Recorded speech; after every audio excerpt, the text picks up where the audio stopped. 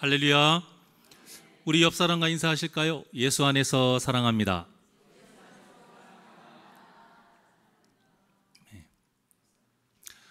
우리가 보통 참 저 성도님 믿음이 좋다 이런 말 할 때 그분의 믿음의 모습을 보고 이런 말을 많이 하잖아요.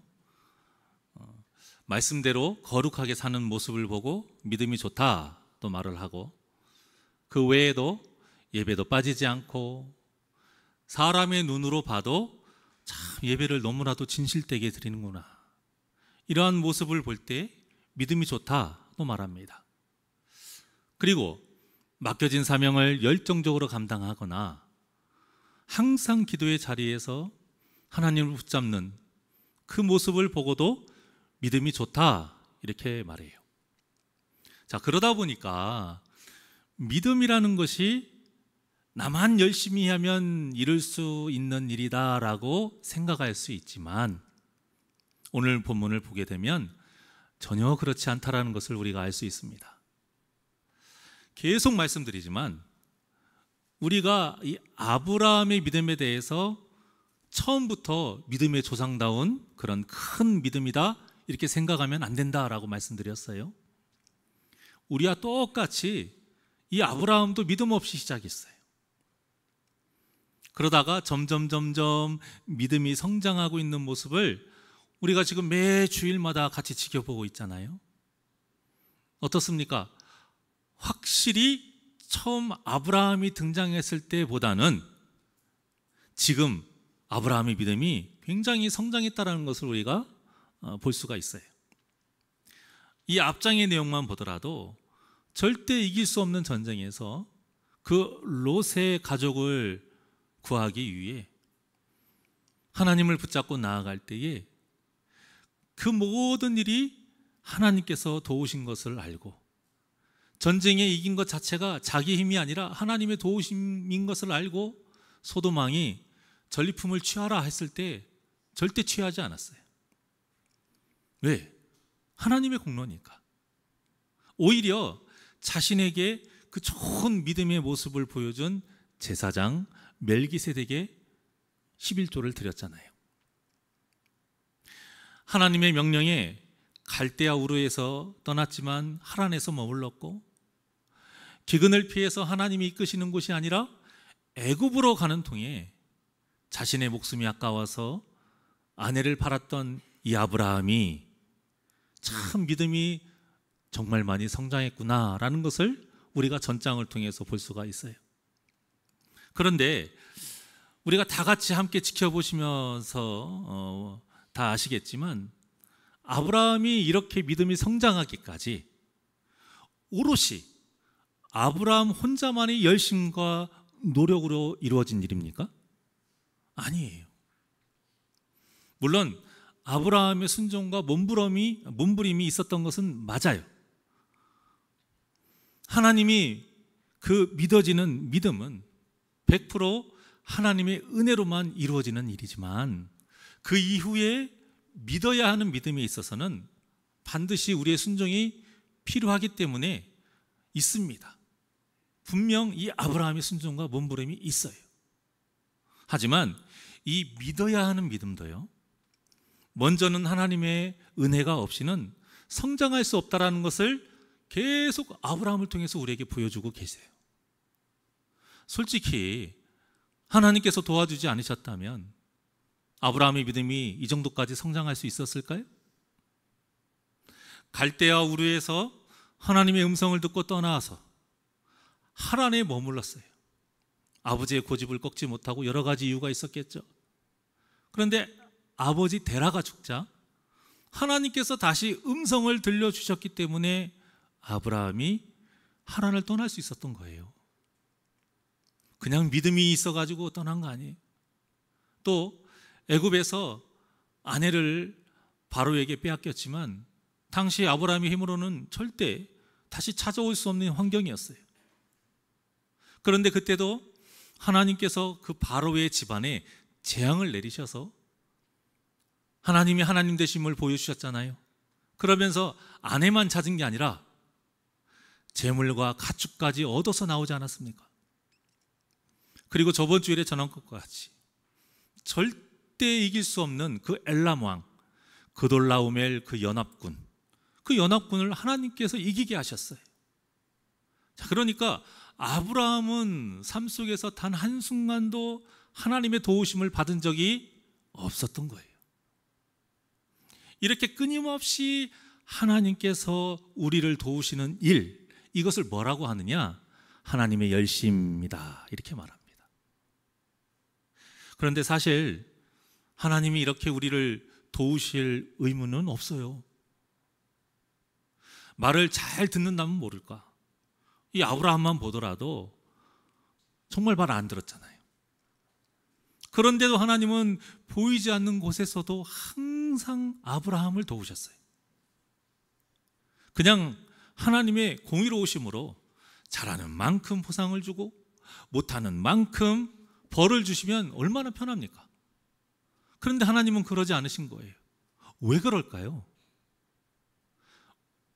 근본적으로야 우리를 사랑하시기 때문인 거예요. 우리를 사랑하신 것인데 좀 더 우리가 세부적으로 들어가면 죄에 너무나도 쉽게 부서지기 쉬운 존재가 바로 우리라는 것을 하나님이 잘 아시기 때문에 우리를 부서지지 않게 하기 위해서 우리가 죄인 그 자체로 죽지 않기를 바라셔서 그렇게 열심히 돕고 계시는 거예요. 그러니 우리가 다른 사람보다 믿음이 좀 좋은 것 같다고 해서 으스댈 수 있겠습니까? 우리가 신앙의 연수가 많고 직분이 높다고, 내가 기적을 경험했다고, 성경을 내가 좀 더 많이 안다고 자랑할 수 있겠습니까? 우리가 예수 믿고 더 잘 살게 되고 자녀도 잘 되고 하는 일이 잘 풀린다고 해서 목에 힘을 줄 수 있겠느냐, 그 말이에요. 그럴 수 없는 거예요. 이 모든 것이 내 힘이 아니라 하나님의 은혜로 이룬 것을 정말 믿는다면 벼가 익으면서 고개를 숙이는 것처럼 우리는 더욱더 뭐 해야 돼요? 겸손해져야 됩니다. 고개를 든다라는 것은 내가 했다라는 거예요. 고개를 든다라는 것은 지금 내 자랑한다라는 뜻이거든요. 본래는 하나님만 고개를 들어야 되는데 내가 이 고개를 드는 바람에 그 하나님을 가리기는 일을 하는 거예요, 지금. 자, 그러니 하나님 입장에서 자신의 앞을 딱 가리는 우리를 보았을 때에 어떤 마음이 드시겠습니까? 얼마나 괘씸하겠어요. 여러분, 교만만큼 무서운 죄는 없는 거예요. 하나님의 은혜를 실컷 받아놓고는 다 내가 한 거지 무슨 하나님의 졌냐, 이렇게 뻔뻔하게 오리발을 내미는 것처럼 무서운 죄는 없는 거예요. 전에 제가 부교육자 사역할 때에 안수 집사님 일하시는 곳에 제가 신방을 갔는데 갑자기 이런 말씀을 하시는 거예요. 목사님, 제가 무슨 뜻인지는 알아요. 무슨 뜻인지는 알겠는데 설교를 듣고 성경을 읽다 보면 내가 다른 사람보다 부자로 사는 것이 죄 짓는 것처럼 말하는 것 같아서 기분이 이상해요. 그 안수 집사님이 사업을 하시는데 꽤 잘 사셨던 분이거든요. 하나님의 은혜로 내 사업이 잘 되는 것 분명히 나는 믿고 있습니다. 그런데도 왜 이런 찝찝한 기분을 느껴야 되는지 참 이상해요. 이렇게 묻는 거예요. 어떤 때는요, 너무 화가 나서 설교를 듣다가 자리를 박차고 나가고 싶은 때도 있었대요. 그래서 제가 이렇게 말씀드렸어요. 집사님, 없을 때보다 있을 때 더 죄 짓기 쉽고 교만해지기 쉽다라는 것은 이해하세요?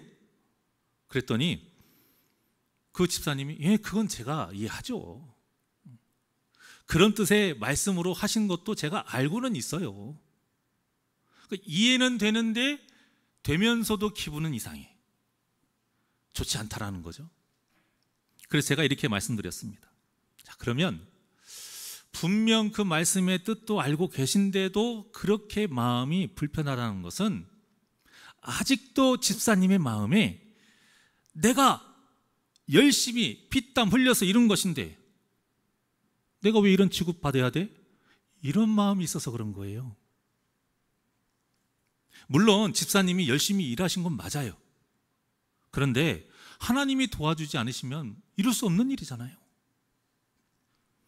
이것은 전에 집사님도 인정하셨던 부분이에요. 그렇다면 그 믿음만 100% 가지고 있으라는 거예요. 집사님이 열심히 일하지 않았다는 뜻이 아니라, 그게 잘못됐다라는 게 아니라, 집사님 마음속에 하나님의 열심보다 자기의 열심이 더 크기 때문에 그런 불편한 마음이 있는 거예요. 이런 마음, 내 열심이 크다라는 이 마음이 있으니까 교만해지는 건 한순간이에요. 그러니까 그러지 말라고 그런 말씀들이 성경에 있는 거예요. 그러면 이 불편한 마음을 어떻게 없애야 되느냐? 감사하시면 돼요.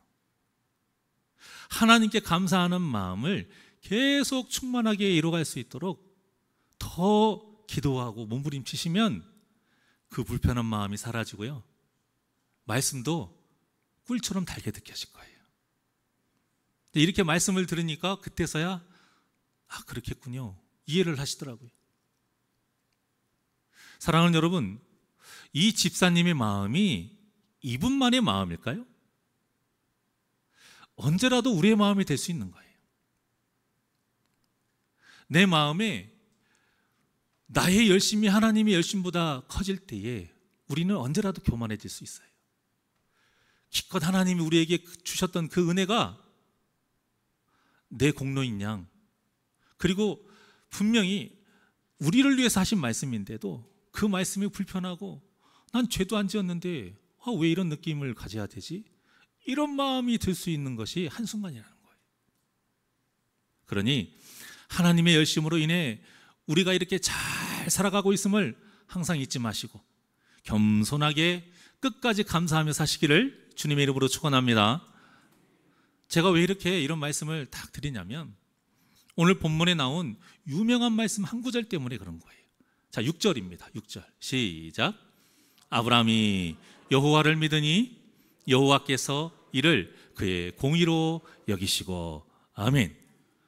이 말씀 정말 유명한 말씀이잖아요. 이게 신학의 근간을 이루는 말씀이에요. 바로 이신칭의, 들어보셨죠? 믿음으로 의롭다함을 얻는다, 믿음으로 의롭다 칭함받는다. 이 사도 바울도 이걸 굉장히 강조했습니다. 그런데 이 말씀 자체만 놓고 보면 아브라함이 이렇게 믿는 것이 모두 아브라함의 의지와 노력의 열매인 것처럼 보여요. 그런데 그렇지 않다라는 거예요. 물론 아브라함이 하나님의 말씀을 믿은 건 맞아요.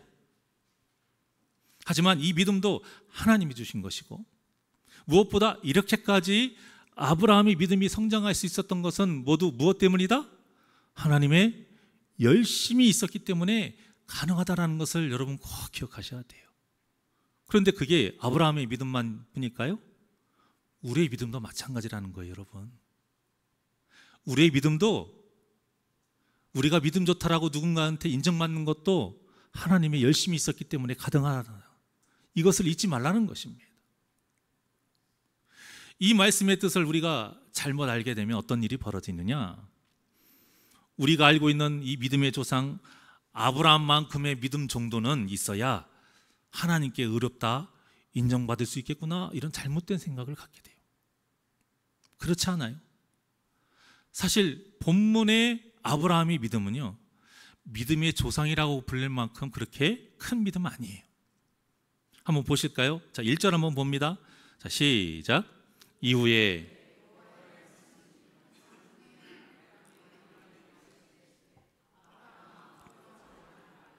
나는 내 방패여 너의 지극히 큰 상급이니라.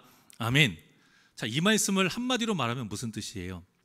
아브라함아, 너에게 가장 큰 복은 나야, 이런 뜻이죠. 내가 너에게 가장 큰 복이야. 세상의 어떤 것보다도 하나님 자신이 가장 큰 복이라고 지금 말씀하신 거예요. 그러니 뭐 하라는 겁니까?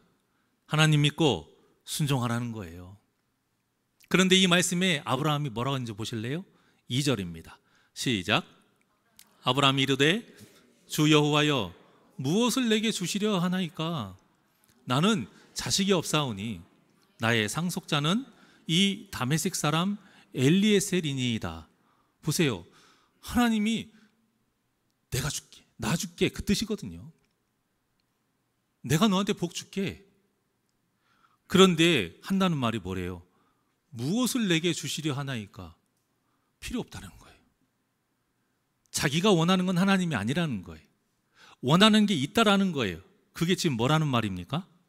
자식, 정확하게는 내 대를 이을 아들을 원한다라는 거예요. 그러면서 뭐라고 해요? 나의 상속자는 이 다메섹 사람 엘리에셀이니라. 여러분, 혹시 여러분 중에 아브라함처럼 환상 중에라도 하나님의 음성을 들으신 분 계세요? 우리와 같은 목소리, 명확하게. 이런 경험 한 번만 있어도 내가 평생토록 하나님 절대 배신하지 않겠다. 아마 이런 생각 해보신 적 다들 있으실 거예요. 그런데 지금 아브라함이 하는 말 보세요. 지금까지 음성 몇 번 들었습니까? 직접 눈으로 하나님이 하나님 되신 이 기적의 역사를 몇 번이나 체험했어요. 그런데 그렇게 지켜주신 하나님이 복이 아니라는 거예요. 자기는 지금 하나님이 필요한 게 아니라 아들이 필요하다고 말하고 있어요. 그러면서 뭐라고 했어요? 어차피 자기는 아들이 없기 때문에 엘리에셀이라는 종을 내가 양자 삼아서 재산을 주겠다 이겁니다. 어떻습니까? 지금 아브라함의 모습에 그 이 믿음이 크게 보이십니까? 그런데 이어서 말한 아브라함의 말이 더 가관이에요. 3절 시작. 아브라함이 또 이르되 주께서 내게 씨를 주지 아니하셨으니 내 집에서 길린 자가 내 상속자가 될 것이니이다. 지금 뭐라고 또 말해요? 불임이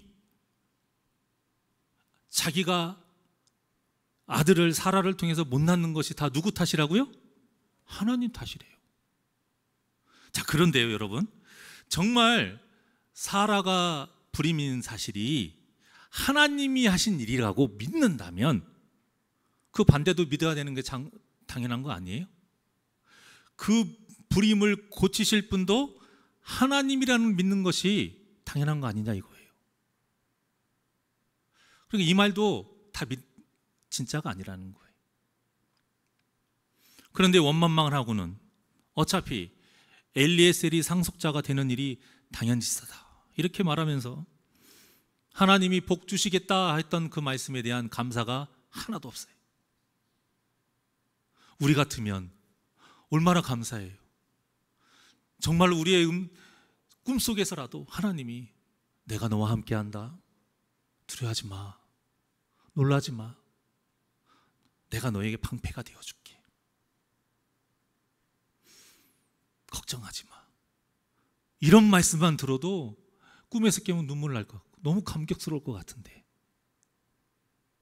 아브라함은 지금 거기에 대한 감격은 하나도 없어요. 그거라고 하면 안 되죠. 하나님이시니까. 하나님이 말씀하신 거 말고 제가 원하는 게 있어요.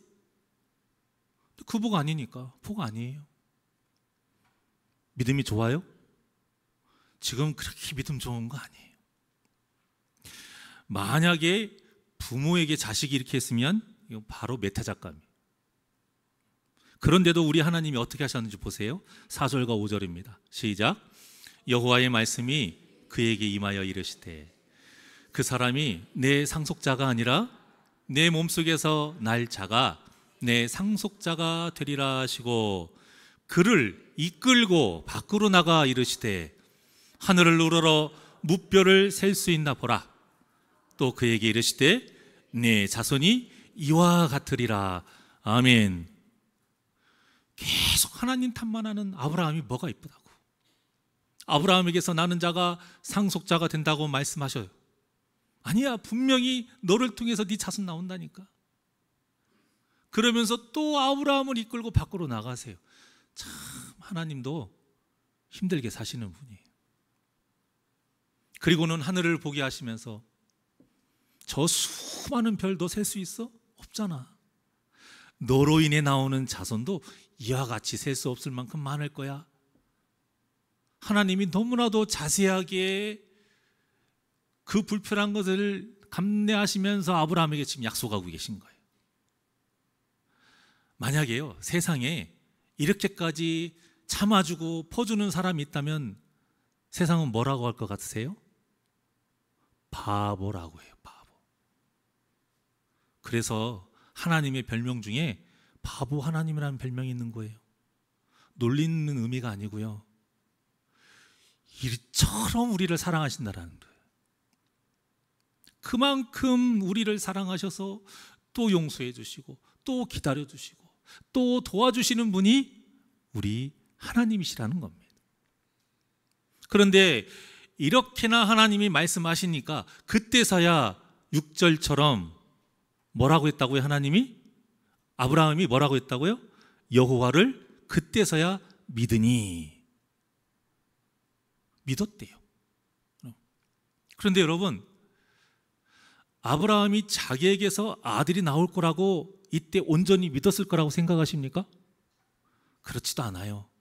이후에 창세기 17장에 보면요, 아브라함이 99세 때 하나님께서 또 나타나셔서 말씀하세요.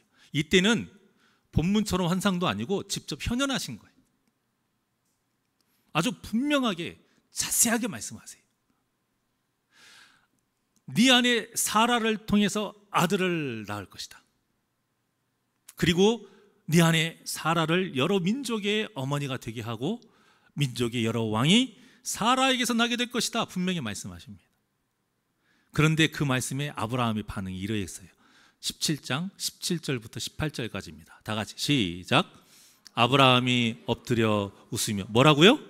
아브라함이 엎드려 웃으며 마음속으로 이르되 100세 된 사람이 어찌 자식을 낳을까? 사라는 90세니 어찌 출산하리요 하고, 아브라함이 이에 하나님께 아뢰되 이스마엘이나 하나님 앞에 살기를 원하나이다. 자, 보십시오. 이때도 지금 뭐라고 하는 거예요? 하나님 말씀, 말도 안 되는 소리 하지 마세요. 그런데 그 말 하기도 전에 17절에 뭐라고 했어요? 엎드려. 이 엎드렸다라는 건 뭐예요? 경배하는 모습이에요. 경배하면서 지금 뭐 한 거예요? 그냥 웃은 거예요? 비웃은 거예요, 여러분. 우리의 예배도 이럴 수 있는 겁니다. 경배하는, 엎드리다라는 게 예배한다라는 거예요. 비웃으면서 예배할 수 있다라는 거예요. 어떤 때가 하나님의 말씀을 온전히 믿지 않는 것 자체가 비웃는 거나 똑같다라는 거예요. 선포되는 하나님의 말씀을 여러분들이 온전히 아멘으로 받지 않고 믿지 않는다라는 것은 곧 무엇과 같다? 비웃는 것과 똑같다라는 거예요. 하나님께서 그럴 능력까지는 없다라는 뜻이에요. 그러면서 18절에 보니까 이제는 대놓고 비꼬아요. 뭐라고요? 이스마엘이나 하나님 앞에 살기를 원하나이다. 어떻습니까? 이때도 믿지 않았는데 본문이라고 믿었겠습니까? 그러니까 본문 6절에서 아브라함이 하나님을 믿었다라고 하는 이 말씀이 아브라함이 어디에서 어디까지 믿었는지는 몰라요. 하지만 분명한 것은 우리가 생각하는 것처럼 믿음의 조상이라고 불릴 만큼의 큰 믿음은 아니었다라는 거예요. 그뿐만이 아닙니다. 7절에서 하나님이 갈대아 우르에서 이끌어 주신 분이 바로 나야, 이렇게 말씀하시자마자 8절에서 아브라함이 뭐라고 했어요? 그 증거를 보여주세요. 뻔뻔하게 요구합니다. 누가 생각나지 않으세요? 사사 중에 기드온. 그렇죠. 기드온하고 비슷해요. 얼마나 작은 믿음입니까? 그런데 이 작은 믿음만으로도 하나님께서 어떻게 여기셨다? 의롭게 여기셨다라는 거예요. 하나님이 이렇게 손해보시는 분이에요. 정말 이 작은 믿음만으로도 하나님이 의롭게 보시는 그러한 바보 같은 분이 하나님이에요. 얼마나 위대하시고 전능하신 분이신데 어떻게든 우리를 살리시려고 이렇게까지 우리를 사랑하시는 분이에요. 이게 바로 우리를 사랑하신다는 증거예요, 여러분. 이 6절의 말씀이요, 잘못 오해하면 안 돼요. 여러분 잘못 이해하시면 안 돼요. 내가 그냥 하나님 믿어요, 이것을 하나님이 의롭게 보시고 구원받았다, 그런 뜻이 아니에요. 나를 이런 믿음이 생기기까지 하나님께서 얼마나 열심으로 나를 이끌어 주셨는지를 먼저 아셔야 돼요. 그리고 정말 겨자씨만한 믿음, 그 작은 믿음인데 이것을 하나님이 의롭게 보신 거예요.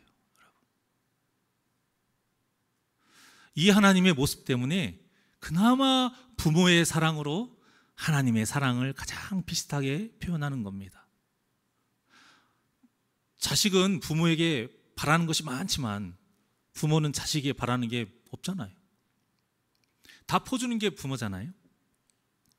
자식을 위해 자신의 꿈도 포기하고 노는 것도 포기하고 몸이 부서져라 일하면서 자식을 키우는 존재가 바로 부모 아닙니까? 그 자녀들이 어렸을 때라 기억을 하지 못해서 그렇지 이런 부모의 사랑과 헌신이 없이 자랄 수 있는 사람 한 명도 없어요. 그런데 부모가 얼마나 바보 같은지 어버이날에 짧게 쓴, 꼬물꼬물 쓴, 어찌 보면 형식적으로 쓴 그 엽서 하나에도 감격하는 게 부모예요. 그 얼마 돈 하지도 않는, 사지도 않아요 누가. 그런데 그 종이꽃 카네이션 하나 이 가슴에 다는 걸로 감동받는 존재가 부모예요. 나이가 들어 이가 다 상해서 그 좋은 고기도 제대로 씹지 못하고 몸이 아파서 여행도 못 가지만 내 자녀들이 좋은 음식 먹으러 전국 팔도 맛집이라는데 맛집 다 돌아다니고 비행기 타고 해외여행 가는 것만, 그런 잘 사는 모습을 보는 것만으로도 흡족해하는 존재가 바로 부모 아닙니까? 나는 괜찮아, 너 먹는 것만으로도 나는 좋아, 나 못 놀러 가도 좋아, 너 마음껏 놀러 다녀. 이게 부모 아니에요? 하나님의 마음이 이와 같다라는 거예요. 아니 이보다 훨씬 더, 이거하고는 비교도 할 수 없을 만큼 크신 마음이 하나님의 마음. 사실 하나님을 향한 우리의 믿음이 아무리 커도요, 하나님께서 우리에게 주신 사랑에 비하면 아무것도 아닌 거예요. 우리가 아무리 하나님을 위해 예비하고 헌신한 것 같아도요, 우리에게 주신 하나님의 사랑에 비하면 정말 아무것도 아니에요. 우리가 아무리 하나님께 많은 것을 드리고 내 몸 부서져라 하나님의 일을 하는 것이 대단한 것 같아도요, 우리에게 주신 하나님의 사랑에 비하면 아무것도 아니에요. 물론 모든 판단은 하나님의 고유 영역입니다. 사람이 판단할 일 아니에요. 자, 그런데 우리가 얼마나 연약한 존재인지, 조금만 은혜 받은 것 같으면, 조금만 내가 믿음이 좋아진 것 같으면, 조금만 내가 잘 되는 것 같으면 내가 하나님께 은혜 받을 만하다라고 착각하는 거예요. 내 믿음이 크니 하나님이 나한테 이렇게 상을 주시는 거다라고 착각한다라는 거예요. 그런데 거기까지는 그나마 괜찮은데 여기서 멈추지 않고 더 넘어요. 어떻게 넘어갈까요? 다른 사람을 비교하고 정죄하고 판단해요. 무엇을 기준으로요? 성경을 기준으로? 아니요, 나를 기준으로. 이거 정말 무서운 일입니다. 여러분, 우리는 이것을 항상 조심해야 돼요. 겸손해야 됩니다. 자랑하면 안 돼요. 모든 것이 다 하나님의 은혜입니다. 믿으십니까? 그런데 우리에게 조금만 내가 믿음이 좋아진 것만 같아도 나도 모르게 내 믿음과 다른 사람의 믿음을 자꾸만 비교하게 되는 이 연약한 모습이 우리에게 있다는 거예요. 그 모습이 어떤 때 나온다? 나의 이 믿음이 하나님의 은혜가 아니라, 하나님의 열심이 아니라 내 열심으로 이루어졌다라고 착각할 때, 교만해질 때 이런 모습이 나와요. 사실 아브라함의 믿음이 계속 성장하고 있는 건 맞아요. 우리가 지켜보고 있으니까요. 아직도 많이 부족하고 못난 모습을 보이고 있긴 하지만 오늘 본문만 봐도 아브라함의 믿음이 성장했어요. 그걸 어떻게 알 수 있느냐? 처음으로 하나님의 음성에 대답하고 있어요. 그거 아세요? 지금까지는 아브라함이 하나님의 음성에 어떠한 말로도 대꾸한 것 없어요. 그런데 이때서야 대답을 해요. 일방적인 그 말씀, 여기에서 이제는 시인하고 고백하는 단계까지 이른 거예요. 이것도 어떻게 돼서 나온 거예요? 큰 고난을 통해 하나님의 하나님 되심을 보게 되니까, 이마만큼이나 되니까 하나님을 향해 입을 연 거예요, 여러분. 이 정도의 믿음의 상태에서 본문 6절과 같이 하나님의 말씀을 믿은 거예요. 이때 여호와를 믿으니, 이 믿으니라는 단어가 히브리어로 확고하다라는 뜻의 아만입니다. 어떤 말하고 좀 많이 비슷하죠? 아멘, 그렇죠. 아멘이 바로 이 말에서 나온 거예요. 그러니까 하나님의 말씀 중 어디에서 어디까지 확고하게 믿었는지는 몰라요. 모르지만 하나님의 말씀에 이제는 대답도 하면서 확고하게 믿을 정도의 이제 성장이 이루어진 것이죠. 그래도 작은 믿음이에요. 그런데 이 작은 믿음을 하나님께서 의롭게 여기신 거예요. 여러분 어떻습니까? 아브라함의 믿음이 그나마 이만큼이나마 자란 것이 다 누구 덕이에요? 하나님의 덕인 거예요. 하나님의 열심 때문인 거예요. 아브라함이 열심 때문에 맺어진 열매가 이 믿음이 아닌 거예요. 하나님의 은혜와 열심으로 인해 맺어진 열매가 아브라함의 믿음이요, 바로 우리의 믿음인 줄 믿으시기를 바랍니다. 그런데 여기에서 또 하나 깊이 마음에 새겨야 될 것이 하나 있는데요, 바로 우리의 신앙생활이 그저 하나님을 믿고 복받는 이런 단순한 일이 아니라는 거예요. 그냥 그것이 다가 아닌 거예요, 여러분. 하나님은 당신의 계획하신 섭리를 이루시려고 우리를 택하셨다는 걸 여러분 꼭 기억하셔야 됩니다. 즉 하나님의 섭리를 이루기 위한 도구로서 사는 인생이 바로 무엇이다? 신앙생활인 거예요. 그러니까 나 믿어요. 그리고 그 하나님의 은혜로 내가 잘 살고 있어요. 나는 저 천국에 가는구나. 이걸로 신앙생활 끝이 아닌 거예요. 그저 예배 안 빠지고 헌금 잘하고 맡겨진 일 열심히 해서 구원받는 것만이 신앙생활이 아니라는 겁니다. 우리를 통해 하나님께서 이루려고 하신 일이 있다라는 거. 본문만 봐도요, 하나님께서 일방적으로 언약을 맺어주시면서 어떻게 해요? 하나님은 약속하신 대로 다 이루세요. 아브라함의 그 자손을 통해 다 이루십니다. 아브라함을 통해서 그 별과 같이 셀 수도 없게 많은 자손을 이루게 하시고, 그들이 애굽에서 오늘의 본문처럼 400년 동안 종살이를 하고, 그 후에 하나님께서 애굽을 징벌하시잖아요. 10가지 재앙을 통해서. 그렇게 두 손 두 발 다 들게 출애굽하게 하십니다. 그런데 그냥 나온 게 아니고 오늘 본문의 말씀처럼 어떻게 했어요? 큰 재물을 다 이끌고 나오게 하시잖아요. 그리고는 죄악으로 가득 찬 가나안 땅을 정복하게 하시고 그곳에 이스라엘이라는 나라를 세우게 하셨어요. 어때요? 오늘 본문의 말씀 하나도 빠지지 않고 다 모두 이루십니다. 그러니까 여러분, 신앙생활의 목적이 내가 잘 되고 내 자녀가 잘 되는 것이 되면 안 된다라는 거예요.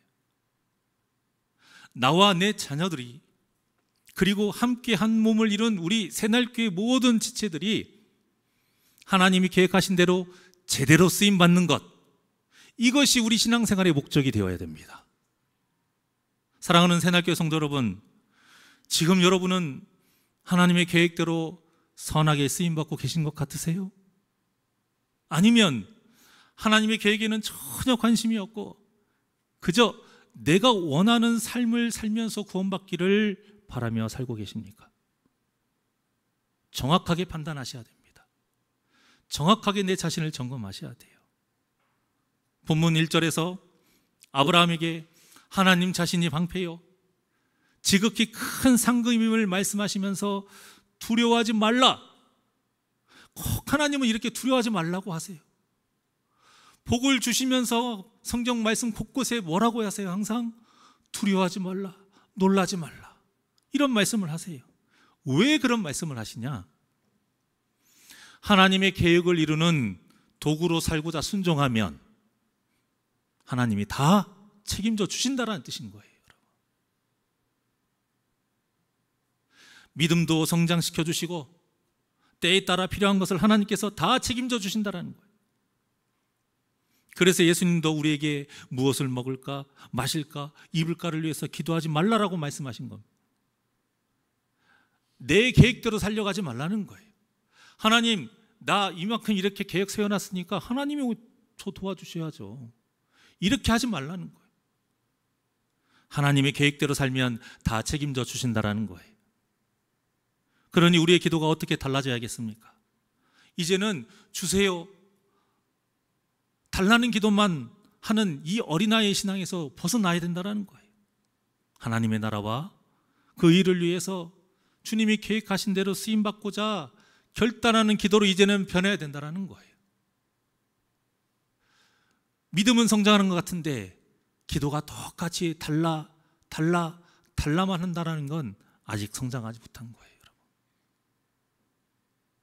기도도 업그레이드가 되어야 됩니다. 이것이 바로 하나님이 원하시는 우리의 신앙생활인 것을 믿으시기를 바랍니다. 오늘 본문에 하나님이 강제로 맺은 언약을 뭐라고 하냐면 저주 언약이라고 그래요. 무슨 언약이요? 저주 언약.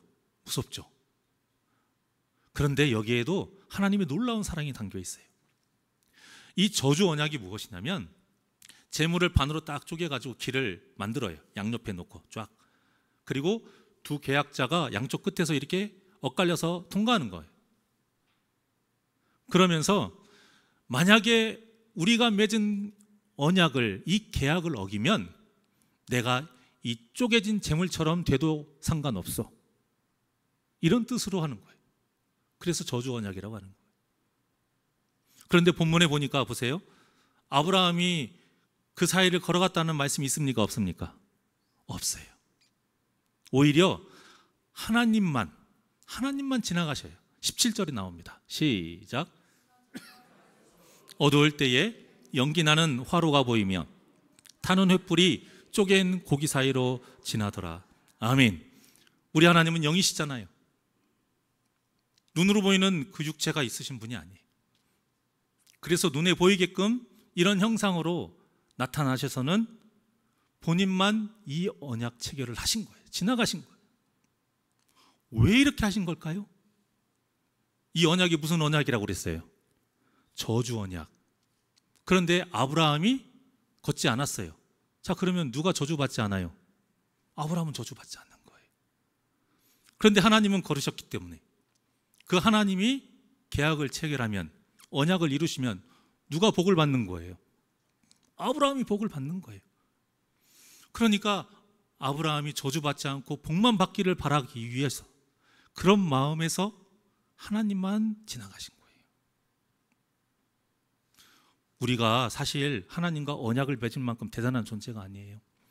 전에도 몇 번 말씀드렸지만 계약이라는 것은 서로 주고받는 것이 있을 때 계약하는 거예요. 그런데 우리는 하나님께 드릴 게 없어요. 우리는 그런 대단한 존재가 아니기 때문에 하나님께서 우리가 언약을 맺을 때에 또 이 언약을 제대로 지킬 만한 사람도 아니에요. 그래서 하나님이 우리의 저주까지 다 감당하시겠다는 뜻에서 하나님만 건너신 거예요.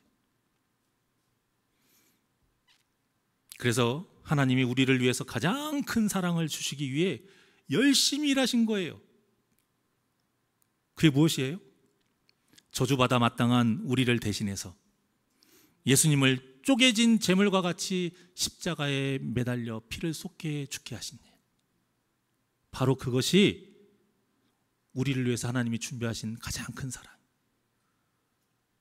그런데 이 일을 언제부터 계획하셨습니까?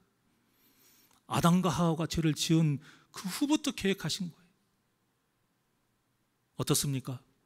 이런데도 본문의 아브라함의 믿음이, 그리고 오늘날 지금 현재 저와 여러분의 믿음이 온전히 우리의 열심과 노력과 의지로 이루어진 것 같으십니까? 절대 아닌 것입니다. 우리의 믿음도 결국 하나님의 도우심과 우리를 향한 사랑으로 하나님이 열심히 일하셨기 때문에 이루어졌다는 걸 믿으시기를 바랍니다. 이 사실을 믿는다라면 우리는 겸손할 수밖에 없는 거예요. 이 사실을 믿는데 어떻게 우리가 교만해질 수 있겠습니까?